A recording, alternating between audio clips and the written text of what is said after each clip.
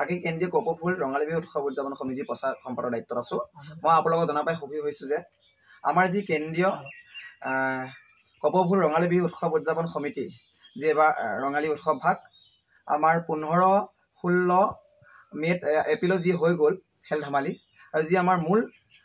বিহু ভাগ 9 আৰু 10 মে 25 আৰু 26 বহাগত অনুষ্ঠিত কৰা হৈছে উক্ত অনুষ্ঠানত প্ৰথম দিনাৰ কাৰ্যসূচী আছে একক নৃত্য প্ৰতিযোগিতা আৰু ৰাতিলে সদৌ অসম ভিত্তিত বৰ বিহুৱতী আৰু সৰু বিহুৱতী প্ৰতিযোগিতা আছে ইয়াত বিভিন্ন বিষয়ত পুৰস্কাৰ ৰখা হৈছে আৰু পিছদিনাখন ৰাতি আমাৰ অসমৰ জনপ্ৰিয় কণ্ঠশিল্পী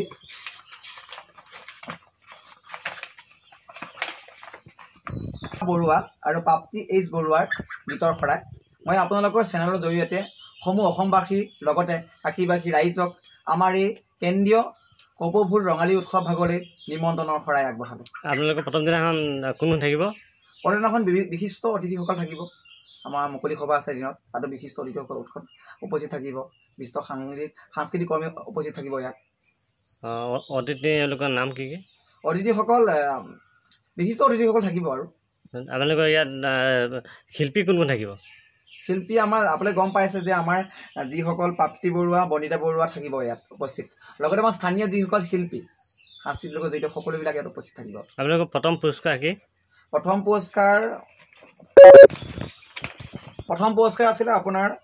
15,555 টকা ইয়াৰ দাতা আছিল স্বৰ্গীয় মগুৰা নাথৰ সোঁৱৰণত মানপত্ৰ নগদ 15,000 ইমান টকা